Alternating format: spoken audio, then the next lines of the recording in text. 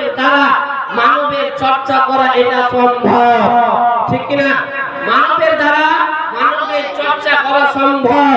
আজকে আমি জনাব উমর ফারুক সাহেবের চর্চা করব, এটা সম্ভব। আপনি উনার চর্চা করবেন, এটা তো সম্ভব। কিন্তু অসম্ভব বিষয় কি জানেন?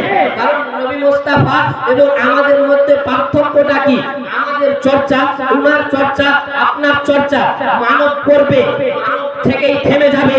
কিন্তু আকা নবী মুহাম্মদুর রাসূলুল্লাহ সাল্লাল্লাহু তাআলা আলাইহি ওয়াসাল্লাম জিনার চর্চা মানব জাতি করার পরে থেমে যায়নি। আল্লাহ পাক রব্বে কায়নাত মানবের কাছ থেকে উনার চর্চা করিয়ে নিয়ে আল্লাহ বন্ধ করে দেয়নি, উনার চর্চা থামিয়ে দেননি, বরং আল্লাহ পাক রব্বে কায়নাত ও আকা নবী মুহাম্মদুর রাসূলুল্লাহ সাল্লাল্লাহু তাআলা আলাইহি ওয়াসাল্লামের চর্চা করিয়ে মানব জাতিকে জানিয়ে দিলেন, এ নবী মুহাম্মদুর রাসূলুল্লাহ উনি কোন আম মানব নয়, উনি শ্রেষ্ঠ মানব। মানব জাতির মানব চর্চা করবে, এটা সম্ভব। কিন্তু আল্লাহ পাক রব্বে কায়নাত ও আমার আপনার পয়গম্বরের চর্চা ফেরেশতাদেরকে দিয়ে করিয়েছে।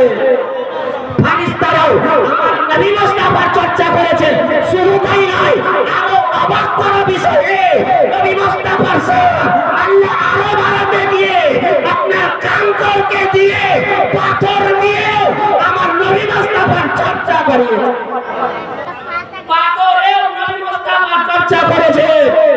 ও নবী মুহাম্মদুর রাসূলুল্লাহ শান এবং শওকতকে আল্লাহ এত বৃদ্ধি করেছে, এত বৃদ্ধি করেছে, দুনিয়ার কোন তারাজুল মাথারা দিয়ে উনার শান এবং শওকতকে মাপা যাবে না।